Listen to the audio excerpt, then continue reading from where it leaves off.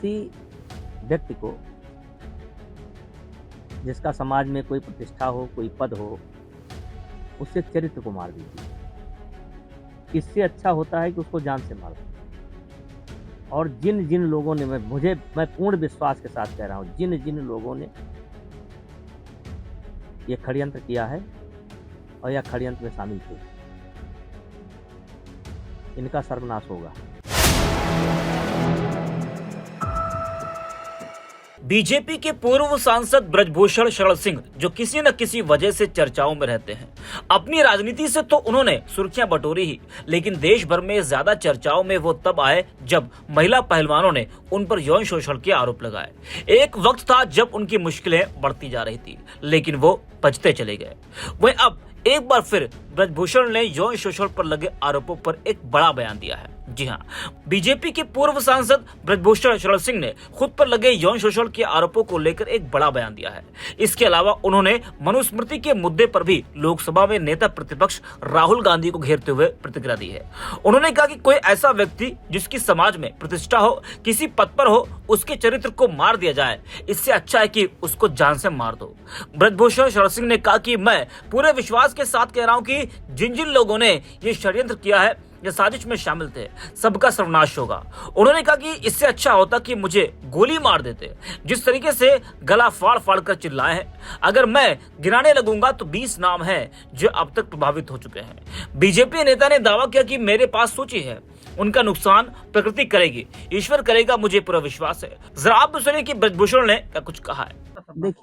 देखिए क्या है, किसी व्यक्ति को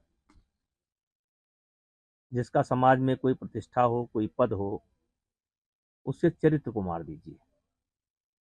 इससे अच्छा होता है कि उसको जान से मार दो।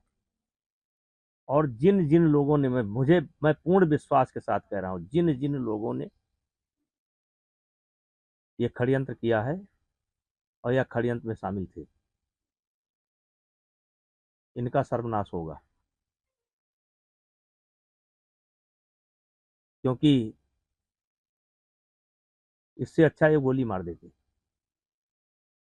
और जिस तरीके से गला फाड़-फाड़ करके ये लोग जो है चिल्लाए हैं, तो आप अगर मैं गिनाने लगूँगा तो मेरे पास कम से कम 20 नाम हैं जो अब तक प्रभावित हो चुके हैं।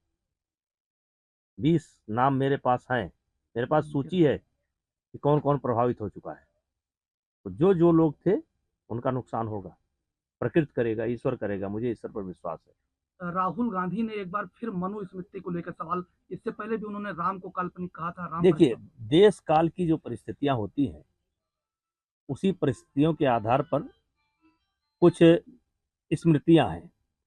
आज जैसे संविधान है, उस समय मौखिक रूप से स्मृति मतलब याद किया जाता था। तो मनु ने कुछ व्यवस्था बनाई, चाणक्य ने कुछ कहा, विदुर ने कुछ कहा। तो जैसी-जैसी जबकि परिस्थिति रही, उस हिसाब से उन्होंने कहा है और वो समय अनुसार बदलता भी रहता है। अब आज की व्यवस्था में उसका बहुत औचित्य नहीं है, कहीं-कहीं है, कहीं-कहीं नहीं है। तो ये उस समय की बात है। मनु कब पैदा हुए थे? पहले तो उनको पता करना चाहिए था, मनु कब पैदा हुए थे? उस समय भौगोलिक स्थिति क्या थी? सामाजिक स्थिति क्या थी? क्या उस समय मज़हब था? क्या हिंदू मुसलमान था? तो उस समय की बात को लेकर के समाज की आलोचना करना, चाहे करने दीजिए। और यही एक चीज़ है जो राहुल गांधी को लगातार चोट पर चोट मिल रही है। अब देखिए, मुझे उम्मीद थी कि दिल्ली में उनका कुछ परसेंटेज बढ़ेगा, फिर नहीं बढ़ा। तो उठाते रहें, सनातन को गाली दें, हिंदू को गाली दें, मनु को गाली दें, राम को गाली दें। तो आखिर इनका जीरो से क्या नाता है? दिल्ली में 2014 की बात करें तो जीरो, फिर इसके बाद लगातार कई चुनाव में उनको जीरो ही कांग्रेस को मिलता चला गया राहुल गांधी के नेतृत्व में। देखिए, ये राहुल गांधी का दुर्भाग्य है कि उन्होंने अपने सलाहकार जो है, अगल-बगल जो है, गलत विचारधारा के लोगों को बना रखा है। और ये उनकी कही हुई बात नहीं है, जो वो समझा देते हैं वही वो कहते हैं। और उनका काम चल रहा है, चलने दीजिए। तो सुना आपने। बता दें कि 18 जनवरी 2023 को पहलवान बजरंग पुनिया, साक्षी मलिक, विनेश फोगाट समेत 30 से ज्यादा पहलवानों ने ब्रजभूषण शरण सिंह पर यौन शोषण के आरोप लगाते हुए दिल्ली के जंतर मंतर पर प्रदर्शन किया था। पहलवानों का विरोध प्रदर्शन काफी दिनों तक चला था, जिसने ब्रजभूषण की मुश्किलें बढ़ा दी थी।